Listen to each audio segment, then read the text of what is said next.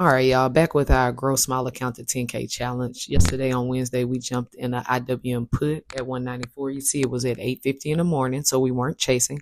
Overnight, that stock dropped about $9, of course, because of the tariff news. And once we knew that we were hitting certain levels, we were in a downtrend. The next morning, we were up a little over 1900% in that trade. As you can see the charts here, you can see our levels with those blue lines across the screen. We were taking out those levels. As we continued to take out those levels, we're in a downtrend. We're under the moving average. So, of course, we're staying in this trade. We got all the indicators, right? You can see on the right hand side the same thing. I'm watching a 5 minute on Thinkorswim.